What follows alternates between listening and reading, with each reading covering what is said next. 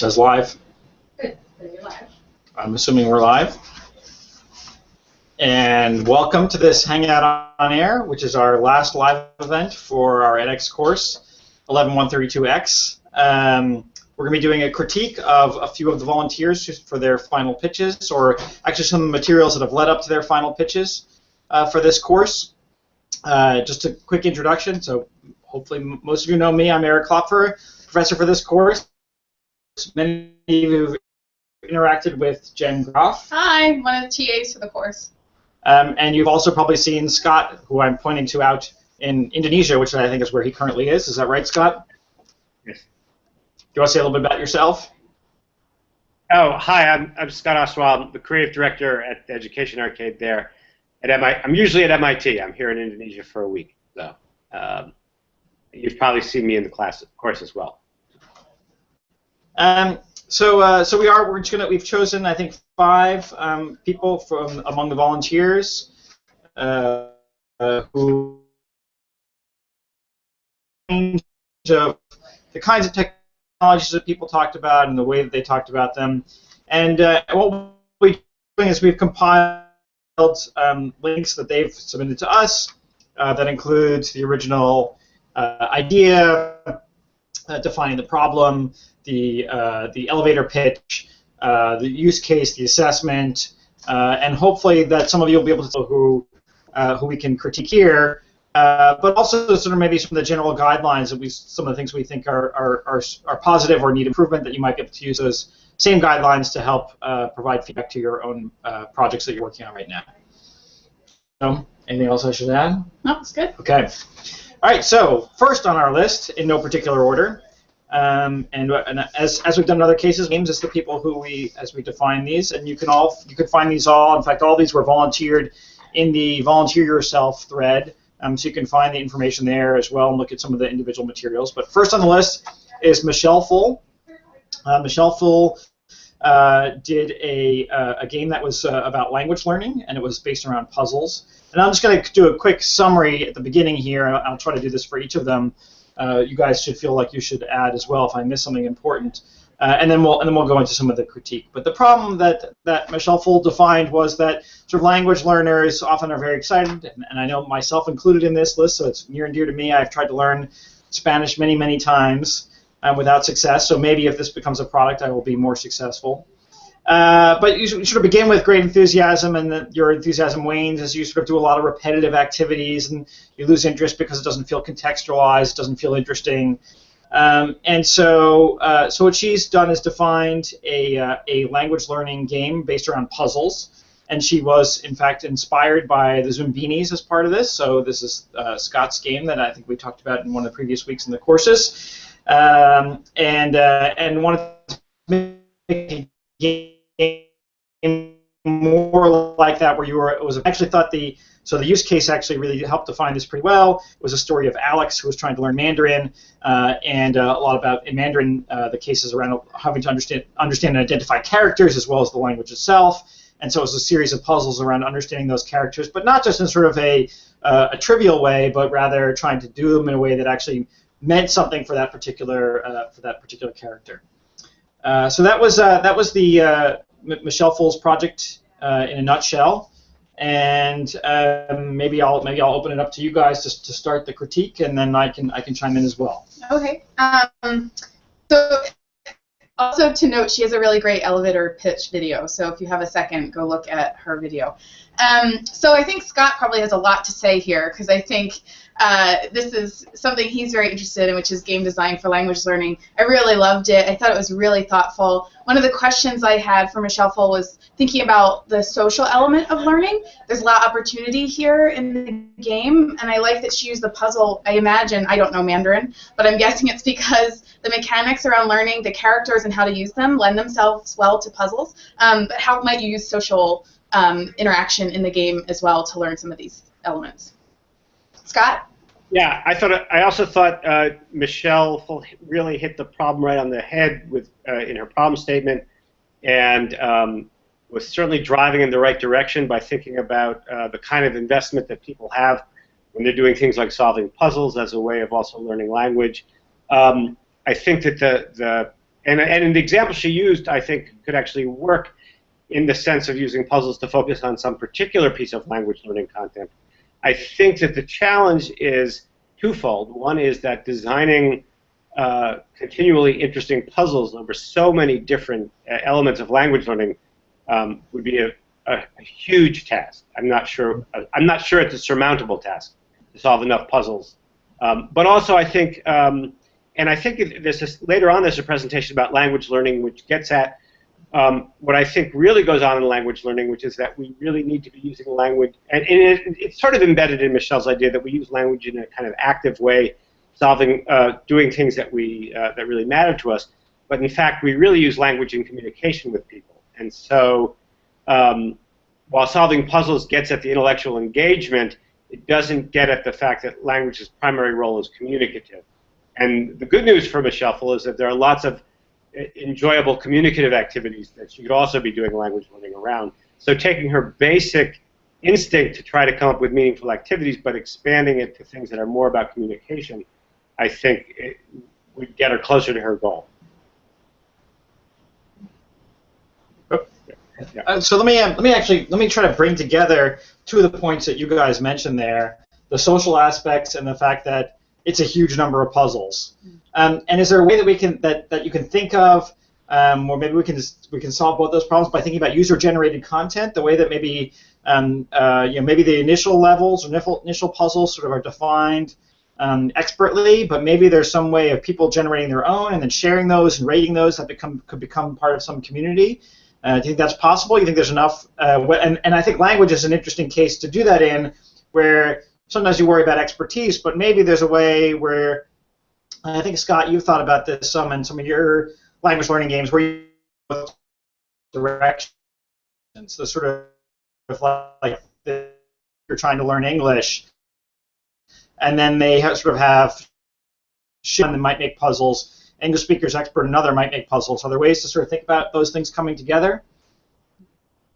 I think so. I think some of your what you were saying broke up, so I didn't hear it all. But I do think, I think one of the things that we know from, if you think about gameplay, when people are playing games with each other, whether it's a card game or Scrabble or Uno, there's a lot of good communication going on. People are actually making games for each other all the time through the mechanics of a card game. And so I know in the work that we did we've been developing some multiplayer language games just because there's an opportunity for people to actually challenge each other in the languages they're both learning at the same time. So I don't know if that answered your question because it did break up a little bit, but that's certainly what we're trying to do right now. Yeah. Yeah, I'll just add, also thinking about the context, right? So as Scott noted, another proposal talks about situating these experiences in context. So the puzzles might lend themselves well to the mechanics of learning Mandarin, but what's the layer up from that? So how can these puzzles start to be building towards something else? And I really like the idea of socially generating those puzzles. So making an open platform where you help then players not only play what you've built, but participate in a larger community, gets at some of that social aspect that we talked about and helping construct the environment in which they're already learning. And that sounds great. And that could be, I mean, the kind of surrounds that we have for those kinds of games could be a game itself, or it could really just be a social community that's helping to support the gameplay itself. Yeah. All right, anything to add on this one? Really nice. Good for our first one. All right, next up, we who has a project around tinkering with text. The problem here is that this is a game-oriented, or a set of activities really oriented towards high school students, teenagers who are trying to become better communicators through written language. And in a lot of cases, their written language doesn't improve that much throughout high school, and wanted to really be able to engage students with sort of that small level of, like, how do you construct really great sentences in order to be able to communicate about English grammar, terminology, syntax, and do it in a way that that's joyful. So and I think sort of taking to heart, no pun intended on the head and heart name here, but taking to heart the idea that it's about sort of, and Scott has mentioned this a number of times, it's about finding the fun in this thing. It's not about making creating sentences being fun, but it's about finding the fun in that and then being able to convey that to other people.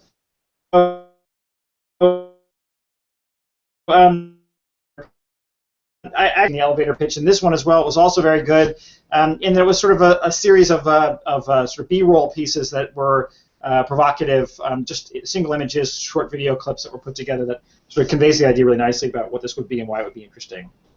There were some mock-ups in, I think, the use case as well here, where the kinds of activities that people will be doing inside this game to do sort of sentence construction activities, and start with sentences, reconstruct sentences, build their own sentences, share those sentences, all become part of the sets of activities here in learning to communicate properly in written form. So I have a couple comments, but I'll let you guys maybe perhaps start with your feedback. Do you want to go first this time, Scott? Sure. So I really, again, I like, first of all, by the way, Head and Heart, you have a fabulous voice. You should really do voiceover work. I loved it in your elevator pitch. And I think you really identified the problem really well. And I think wanting to come up with playful ways of attacking it, I think, are great. I am not, let me just ask you, add my caution, though, in this one. I'm not sure that if the focus remains on things like grammar and parts of speech, that you're actually going to accomplish the goal you want, because I'm not sure that, in effect, you're getting closer to, but not getting all the way to what I think would really motivate kids to use language better, and that has to do with actually using it effectively. And so I think there might be a really interesting game which would get at the same problems in which you're maybe evaluating other people's language. Maybe someone's using language wrong in a way that's funny and amusing, and certainly not. You certainly wouldn't use it to put down a real person's language or to make fun of people, but make a game or sort of a joke out of anomalies in language, so that the first step is sort of figuring out what sounds right, what sounds wrong, and then and that's the game, and then reflecting on those things, saying, oh, well, that clause was out of place, or the verb form didn't agree, suddenly becomes meaningful because it's meaningful in the context of something that was amusing or interesting. Rather than starting by saying, well, I want to make this an enjoyable environment, but let's talk about predicate adjectives. I mean, once you use those words, you've probably lost kids who haven't yet evinced any interest in it. So I think it's really critical that you start with, again, with thinking about how kids really want to use language, and only from that use do you then maybe delve into thinking about its structure.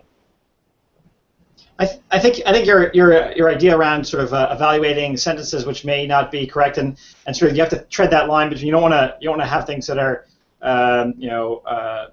you don't want to pick out other people's sentences and say this is bad, but you may think about a dynamic like apples to apples, where there's something that's real in there, but there's other fake things that people have tried to make sound real, knowing that they're not. You could use a dynamic like that to have people sort of intentionally create these sentences that might not be quite correct as a way to sort of try to pass something over on somebody else that they then have to be able to use and detect.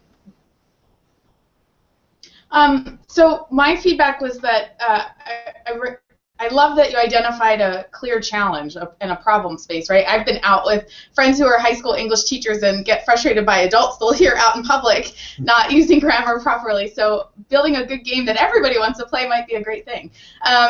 But in the inherent challenge, I think Eric just pointed to, which is making it really fun and engaging. So there's probably a reason that grammar hasn't been something that kids want to explore that space and pursue it, that it's fun and playful and engaging. And to Scott's point about as soon as you label something, an adjective or something, you might lose kids. And I thought of the game Dragon Box, where the game designer takes algebra mechanics and distills it into game mechanics where kids are playing with the rules of algebra but don't totally know that they are. And so my head went there, wondering if there's a way you can do that with this game as well. So on that notion of fun and grammar, there was a song that came out this fall from one of my favorite artists, Weird Al Yankovic, a comic artist, musician, called Word Crimes, which was about grammar, and he managed to make it fun for sure. The one thing I wanted to add one comment here. So, and I think this might relate to I think the comments that we're all making, which is that I think the idea is really good. 20,000-foot view, even closer to the ground, and really sort of gave like maybe sort of a walkthrough of an example. There was something that was close to this in the use case, but it was more like a snapshot as opposed to a walkthrough. I think that might help it make it a bit more real, a bit more concrete. And I think even that activity of creating those things actually can be an informative activity as you think about your design, where maybe there's something that's interesting or different that you might do as you sort of walk through those examples. Oh yeah. So one other thing that can come to mind with this one is evaluation and looking at your design and iterating on it is important for all ed tech development, but particularly for this one, I thought it might be really important really early on in pushing a bunch of ideas to see what does stick and what kids do glom onto. Anything more to add, Scott?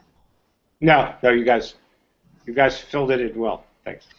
Great. So that's another really good one, also worth looking at.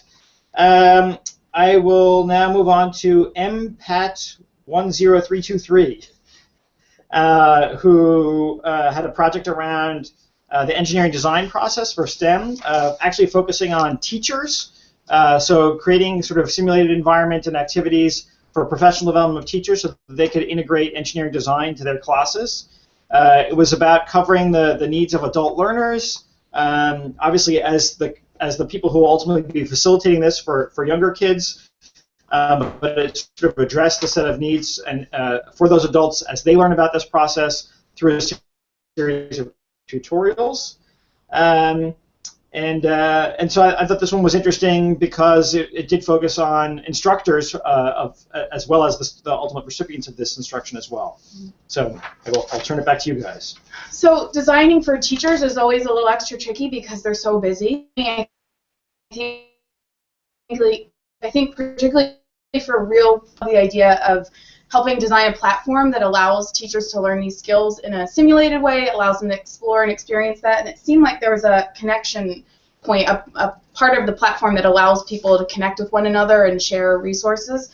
But I think one thing that stuck with me is how can you ground this work, though, and also real work they're doing? So giving them simulations and tools that help them understand the concepts, but then could the platform also help them actually put this to use in their classroom, support them as they go along, actually using this for the first time as they're designing a lesson or a unit, and how can you have connections between educators supporting that? So using a community in the platform that allows teachers to connect and help one another as they start to do this. Maybe people are a little farther down the line now getting experience with this methodology.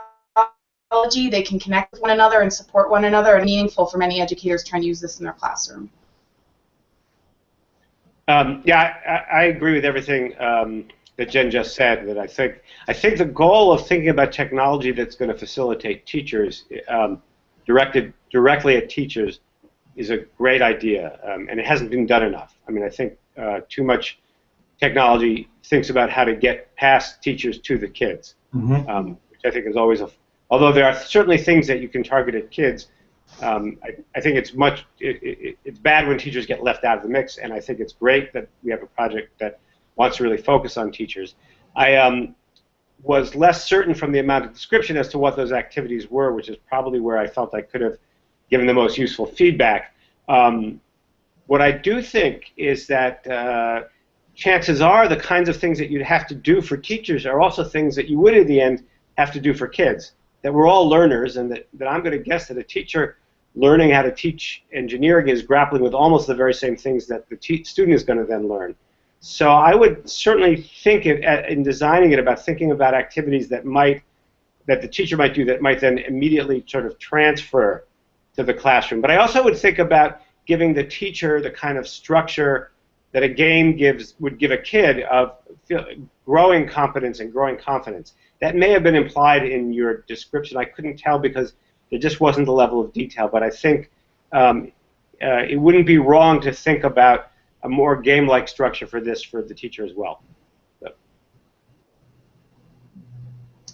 I think so. I think getting to that notion of detail, I do think that there's more needed for the final one here. I'll also say that as a part of that, it could help to both either differentiate or build upon other technologies and curricula that have done similar sorts of things. And in this case, there's two sets of that. So there's technologies and curricula that may have addressed the engineering design process, and there's also stuff around professional development.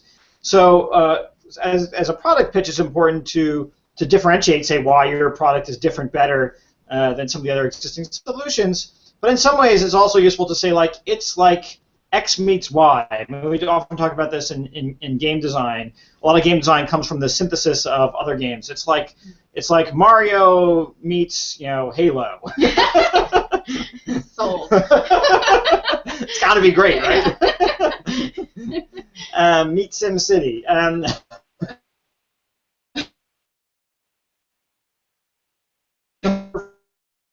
Fun and creative, and they're pull out. Well, it's like Mario because the characters are Halo because you get to shoot things. So that you sort of draw out what are the interesting parts of those that you're trying to build upon in your technology and in your solution. So I think it doesn't have to just be saying that my thing is better than X or Y or Z, but you're saying, like, this thing does this really well, and I'm going to pull out that piece. But what it doesn't do well is this other piece, and I'm going to pull that from some other place. And that's how I'm going to sort of make this thing interesting, is by sort of bringing those ideas together for the first time in an interesting way. In fact, one of my colleagues here, when he had students making some of their initial pitches, he had a requirement. They had to say, it's like this and this, only better in this way. So it's like A meets B, but it's better because of C. And that's, as we think about, there may be some things that we do that are entirely new that don't draw from everything, but in a lot of places we do really draw from a lot of other preceding technologies and pedagogies before us, and we should be able to call those things out and build upon them constructively. And integrate them. So you don't want the Frankenstein, though, either. Correct, right, so right. It's looking at the elements you like, but then thinking about them meaningfully and holistically is now the thing you're putting forth, not just, I like that, we'll throw that in, oh, this needs a blog too, and some chat window, and yeah. Yes, yeah, and that, you're right. I think the Frankenstein is a good example there. I think the one thing we do know is that there have been lots of efforts at creating teacher communities with varying success. And in fact, Jen is the expert on that, on what works and what doesn't. Yeah, she's the best person in the whole world. But I know it's been tried. I think it's critical for this one to work to think about the activity that might actually keep teachers engaged with this as a community. And maybe that's why I mentioned a game-like structure, something where it's not just people going online saying, I'm trying this, I'm trying that, but where maybe together they're saying, how did we solve this one?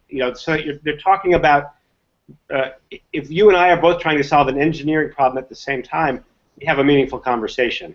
The way that if we simply have a place to go and talk about our teaching practice, we might all do it for a week and then gradually fade away. So. Yeah, it's interesting. A lot of our research on teacher communities is probably a little dated at this point, and I don't know we have enough in the current political climate and the landscape of schools and also the new technologies that we have. But one good thing to always look at is teacher need. So much of their daily activities and the resources they reach to are based on need. So if you start there, it's hard to go wrong from that choice. Okay, anything else to add on this one? Nope. All right. With that, we move on to the next one. Siri Jones, who's, I think the latest name for this is either Chatbox or Chatterbox. This is another language learning game or language learning environment. Even though we have two about language learning in here, one of the reasons for that is because that was a very active part of this course. There were some very active communities and a lot of ideas tossed around in this space. So we did call on a second one here. This one is, I think, is quite interesting in that Siri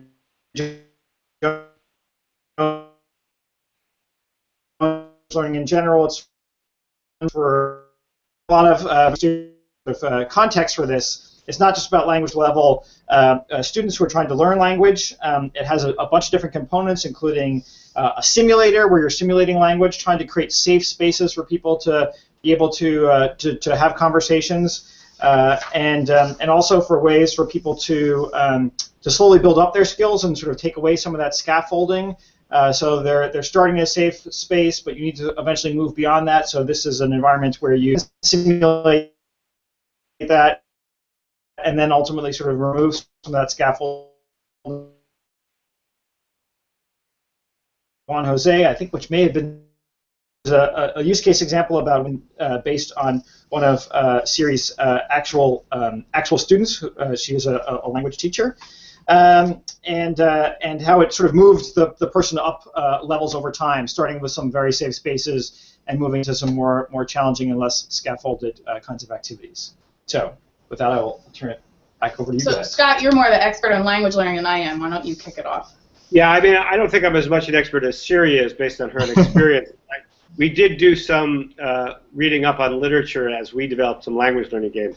And I think you really defined the problem brilliantly, and particularly in your description of Juan Jose. I think for, the idea of creating these scaffolding conversation environments is a great idea. I think well, I'll say that we've had success. We now have a language learning game that's actually been successful in testing, which is largely based on getting the kind of social activity among players, talking to each other, and that the big gain is the gain that you're looking for, is sort of gain in efficacy and their ability to actually use language in the real world. So through our gameplay, we have students really reporting that they're more confident going out in the real world. I think your idea of this conversation simulator is a great idea. And as an evaluator, the question, so in fact, I've got no objection whatsoever to the idea. I guess what I don't know, and I couldn't tell from what you wrote, is how possible it is. I think maybe I just need more detail. Are we really just creating a couple of very narrowly structured environments in which really the player can really only say a few things and sort of has to get it right? Or is it a really generative environment in which the player can playfully try different approaches to the language? I think that technology now, with language recognition and with artificial intelligence like Siri, certainly suggests that a more generative conversational environment might be possible. In which case, I think what you're talking about could be extremely effective. But I think it would depend on that, because I think otherwise you end up with a relatively limited space of here's how you ask someone for directions. Here is how you help somebody fill a car up, which would be somewhat useful. But if the player isn't sort of free to generate a lot of different possibilities, if all they're doing is in the end replicating a script, it would be problematic. I know that wasn't your intention. I guess what I'm just saying is it's critical for an idea like this that it hook up with technology that actually makes it possible. I want to differentiate here because this is Siri's project, which I may not be pronouncing correctly, CERI. The artificially intelligent Siri you were talking about is not the student in our class, right. But rather Siri from the iPhone world. Yes, we're pretty sure this Siri is real. Yeah. Yeah, this Siri gave an actual elevator pitch in an elevator, which was great. Yes. So from what I know about language learning, immersion is the most successful, probably for lots of reasons, but in part because it's always context related, right? You're in the cafe as you're having the conversation, or you have the strong need right now, I really want to order that coffee. So I like the idea that the tool is focusing on trying to embed these conversations where you are. How can you use new technologies to take that even further? So can the technology prompt you to use the game or the simulator where you might be to have a conversation, or use it in a way you might not be thinking about language learning at the moment, but it recognizes you stepped into this space and there's an opportunity to have a conversation in a different language here. But also, I would think about how to sit with these users and think about the extend simulator in a certain context. What are they feeling like they want now? Do they want to practice? I don't know. I don't know language learning very well, but what would be the extension off of the simulator? What are the skills and the practices and things they would want, so that it's not just the simulator they're leaning on, and they have other ways to either go out of the simulator or connect some other app or tool related to language learning? Let me add something that gets back to some of the when I gave the description. Perhaps I picked out the parts that sort of resonated with me. And one of those was this idea of sort of removing scaffolding over time. And I think in a lot of cases when we think about designing educational technologies, we sort of think about hitting a student at a particular point, and maybe we think about practice as the way that they get better at. They're going to repeat something, maybe it will get a little bit harder over time. I think sort of thinking about qualitatively the way that people sort of use that interactive technologies, so that at the first you're giving them sort of a lot of support, and then over time you start to remove that support and sort of make the situation more authentic and more difficult, but not just more difficult. I think really is getting people into this sort of a much better way to learn, a much better way to use technology. It's sort of that zone of proximal development. We're sort of pushing people along, so they're getting further into that zone, and we're able to remove more and more supports as we do that. I think with designing more technologies with that in mind is really great, and that I think is pretty ubiquitous throughout the kinds of things we see in this class. Yeah. Anything else to add? Okay. So last up on our list here is SMVOT with a game called Fractionation. We did comment that this is a great name, but fractions sort of have just this great name that lends them to sort of naming products after them. There are many different sort of variations with fraction in them where you come out with really great titles. I do want to say before I give this, so this is a game. It's a game about fractions, and it's about sort of setting sort of realistic context around having to solve problems with fractions, and varying across lots of domains. Some of the domains we're given here were sort of some of the more typical ones like food, but also in chemistry. So really thinking about the ways and places that we use fractions in both everyday life and in professional life. And there's also there was a notion of choice around this, so it wasn't that everybody was funneled into the same set of things that they were doing, the same set of activities around fractions, but people were making choices that actually advanced the narrative. So the important thing is, so there's only 3 of us here right now, but this game is actually aimed at people who are learning fractions. And I was listening to these videos last night at home with my 8-year-old daughter, who you may have seen at the end of one of the recent videos. And she was just listening to the description, and then she wanted to know where she could go to play this game.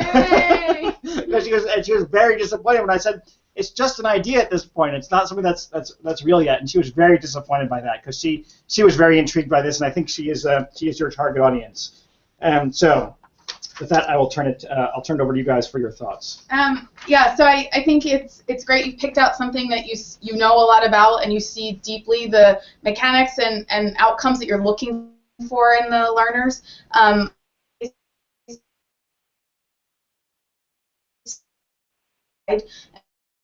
Scenarios and where that's going to be meaningful. I think transfer is always the hardest thing in education. So how do students take what they're doing in your game or tool and then apply it somewhere else outside? And it's an assumption you shouldn't take for granted. It doesn't happen automatically. So it's fantastic that you thought deeply about that and wrote it in your scenarios. And I think if you do pursue development of this, actually looking at that and seeing where kids really do see fractions in their world and tell that to you, they see it and they share you those examples, will help inform your game design potentially and help think about building those connections for them. I think it's really important. The last comment I'll make, one that we make for all game designers, is thinking about how you feed this data back to the students and the teachers. So a lot of the games that we see from partners or people who are working in game design may not necessarily give back data to the teachers. And we work with teachers in our communities, they'll say that's one of the biggest challenges of why they don't use games more in their classroom. So what is the teacher looking for to support in their classroom with learning fractions, and how can your game give them feedback and data about how those students are performing in that game? It's not a requirement for a game, but it helps extend where the game can be used and how it can be used as a learning tool. Yeah, I want to just build on what Jen said. I think the thinking in this is really good. I think the idea of embedding fractions in the real world is great, and the way that your way of assessing the player as they go. So all of that good. I think that the challenge you're going to find in the design is how to get past, even once you get into the chemistry lab or the kitchen, how to avoid just being a word problem, how to avoid just being, I've got to have, coming up with something that feels artificial rather than a real situation. In other words, it can still be artificial even if it's in a kitchen, in which you just come up with what's 3/4 minus 5/5 or 4/5. I mean, obviously my math is pretty good right now, but and I think part of it is thinking back to, I think even going a little deeper with what fractions are about, which are not just a symbolic expression of something, but actually getting at proportional relationships. And so thinking about worlds in which more deeply where proportional relationships are really explored is something that I'd encourage you to think about as you design these challenges. So it's not simply about replicating that symbolic representation in a nicer background. I think Dragon Box is a good example of a game where they were getting at the quality of the relationship, not just the symbolic representation. And so I think I would want to think about that. I liked your whole system of evaluation. The one thing I'd want to test around is your notion about that one of the things you're evaluating is the speed with which people do things. That can be meaningful, but we want to encourage kids to think deeply, and it is true that probably if a kid takes a long time on a problem, they're probably struggling, but I would want to be testing that a lot before I committed to that. Because the idea that, that our goal should be to be really fast at this stuff, I don't think is necessarily true. I think our goal should be to really have interesting, creative ways of solving problems. And so we don't want to replicate this notion that kids are just computing math problems that we throw at them and that that's a measure of their understanding. I know that wasn't your intent. Just encourage that if you go forward with this product that you think about that.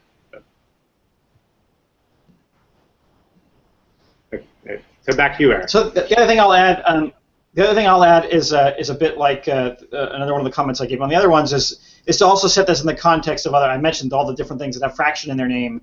It would be important to sort of draw out how this is different from a lot of the other. And I think you sort of mentioned at the beginning, just sort of generically about games which are just sort of more drill and practice. But you want to think about maybe there are some activities or other kinds of things that this does draw upon in positive ways where you're pulling some of those things, as well as the ways that it sort of differentiates from things that are non-game-like. So I do think it would be good to sort of draw in some of that comparison to other sort of fraction or math-based learning platforms. Scott, I think I feel very much the same as you do about the speed about solving math problems. And there's a bit of a conflict as we might have as designers, because currently speed is something that's valued by a lot of teachers because it's valued on the tests. Mm-hmm. So we can trace it back to there. I know that they have to study math and they time themselves and they get through the problems, and I hate it. But I watch them do it and I participate in it because that's what the teacher told them to do. And in that case, I won't rebel against their teachers. And again, I think the teachers are doing this because that's what they're told that they have to do, because the tests are timed and the tests have to, matter how long it takes the students to solve those problems. So how do we think about that as designers in this case, where I think we all know, and I think that many of the teachers included, that we'd like not to have that be an element of the way that they have to be solving math, but in a lot of cases it's something that's valued.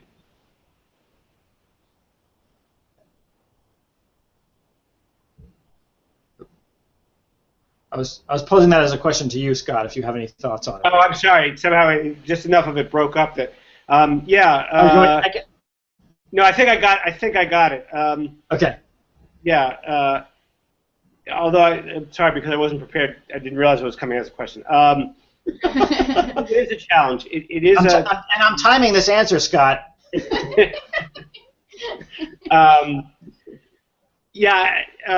I think part of what we need to be able to do maybe is, and this is maybe what I'm getting at, sort of like getting past just the symbolic representation. Because after all, the importance about fractions isn't understanding fractions per se; it's understanding the whole space more conceptually. But how would that help? I think if the challenges are sufficiently authentic that the teacher can see, and if there's ways of feeding back to the teacher what the kid is actually accomplishing, maybe the teacher is going to feel less pressure to say, well, did they do it quickly? If there's ways for the learner to demonstrate understanding through the things they actually accomplish in the game, as Jim G points out, a really good game is its own assessment. Simply doing the game is proof of success. And so if kids can actually accomplish meaningful tasks in your game, it wouldn't matter whether they did them quickly or slowly. The evidence that they did it might be sufficient to satisfy the teacher. Now you might also, I mean, and again, going back to the model that I guess I'm pushing for, if you did some of that kind of real, deeper kind of problem solving, the kind of going back to doing the symbolic representation as a sort of an afterthought, as something that then kids do as a sort of an exercise to maybe now do a few quickly. Now that you've really mastered it, now do a few quickly just because you know it's going to be on the test. It has a little bit less of a sting to it because now it's not now that just becomes a fun challenge. I think kids like doing stuff under challenges like time pressure, but only when they feel that they have a chance of succeeding.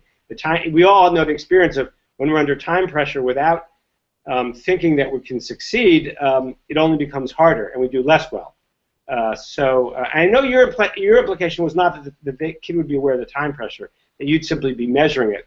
I'm just saying make sure you're measuring first something deeper before you start measuring the question of speed. So. And that's what I wanted to just note, that collecting data on time is an often quick win for game designers. It's easy to collect data on, and it's easy to think that will tell you if the student is understanding it or not. But it's a great canary in the mine, as it were, an example of where you need to be careful of assumptions, and that's true of all assessment. So does that really mean that? Is the question you should always be asking yourself on any data you're collecting and what interpretations you're making of it. And the timing challenges in certain areas maybe because many kids don't understand, or they get distracted on something else in the game, or they're purposely trying to die to see what happens. So it's a good thing to always note when you're collecting data is think about the assumptions you're making about what that data means. Right, and it goes back to my first point, which is this is the kind of thing that, in all these projects, in fact, but this is a good one to use as an illustrative example, the importance of testing as you develop it, the formative development of the actual product. Because I think that would be absolutely critical in this one. As the topic is this week, design-based research. That's what it's about. Yeah. Let me add a little bit in general, and I think some of the ones we saw here today did this pretty well. And it was one of the goals of the use case is to think about not just the product but the context for the product, and that can be a part of the product pitch and maybe even should be a part of this final product pitch. And I think audience is one of the things that we define there, but it's also about the way it's used with that audience. So it's not just about how it fits with the audience. So time does it time to take? I mean, it's something that someone's is in a classroom doing those kinds. Doing is what's the block of time that takes up? Is that how long people spend doing activities on their phone? Is it longer or shorter than that? Think about those kinds of constraints which are real. Again, we're sort of dreaming up these ideas here, but we want to make sure that they're sort of grounded in the sort of context and practices of which people are sort of participating in this kind of learning. And maybe the product itself can sort of drive that practice in a slightly different direction, but you sort of need to be able to meet people where they're at in terms of that. And then I think we mentioned this around one of the other ones, or I think you mentioned this, is about the context. That these things don't need to be the whole learning experience, and it's often useful to think about what are the ways they connect with other parts of other kinds of activities, whether they be online or face-to-face, that people are doing in this with this technology. So if they're playing a game, are they doing it with other people in the room? Are they doing it online? Is there a chat room where they can also sort of participate with each other? Is there synchronous or asynchronous communication? How much are they doing in a day or a week? Are they working with kids who are the same age or different ages? If it's an activity that they're doing in a classroom, what is it something that takes up a whole period? Is there discussion that's part of it? Are there hands-on labs? Are there Are there writing activities? All those kinds of things can be useful to help think about, well, because someone might critique it and say, well, this product doesn't do X or Y or Z, even though it does A and B. And it might be that it's not designed to do X and Y and Z. It's designed to sort of fit into a larger ecosystem of activities, projects, technologies, where X and Y and Z are already covered, and they may be covered really well. And so we don't. It's important to think about, I think, each other. And also think about games that when they come out the other end, they're now learned in that topic. And that may be the case. They may have a better understanding. But it's so often the case with games, it's how they're used actually as instructional tools can see big leaps. So Scott's Lore of the Labyrinth, or the game we built here in this lab, is a great example where kids can play that game in their own time at home and learn a ton and practice skills that they may have learned in the classroom. But then when a teacher uses in the classroom and kind of unpacks the ideas, uses it as a tool and a space to explore it, the learning and understanding can go much deeper. And so it doesn't have to do everything, and it can often be used in a number of ways. In fact, I even argue that I'm not sure that the majority of kids, even if they play a game like Labyrinth successfully, automatically, Jen referred earlier to transfer, that they automatically connect those experiences to the school learning, and that in fact, I think that the reflection that happens after it and the processing that happens after is as important as the actual play experience. And so it's not always possible to actually, you're designing a game or a product and you're hoping for something to happen outside of that product.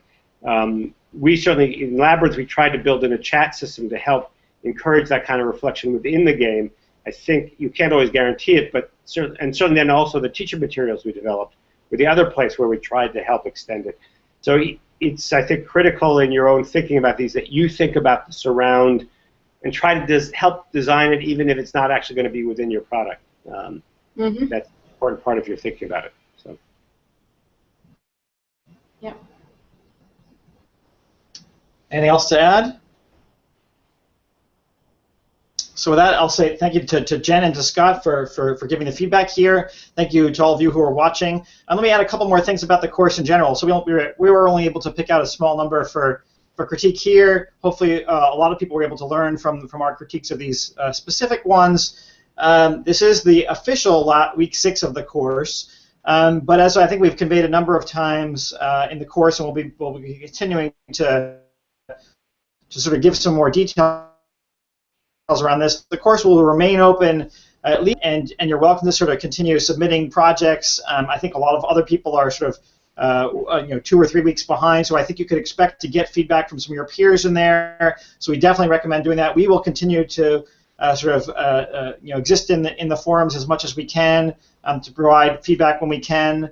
But I think your peers will continue to persist there. And then we'll even continue to have some of the resources available into the new year. Some of it will close, but some of that will be available into the deciding on the exact timelines for that. But do feel like if you're watching this now or a recorded version some weeks from now, continue to post in the forums, give feedback to each other, and do get those product pitches there, because I think that we've seen a lot of great ideas here that we hope are both inspirational, and then we hope that some of them actually become or join with other products that are out there to really to see the light of day. So, and I do also want to thank Louisa, who you may have seen online a number of times in the forum. She's been the one who's arranged all these live events and made them work as seamlessly as possible. So we thank her for that as well. So with that, thanks to you, and we'll see you back online in the forums. Bye, everybody.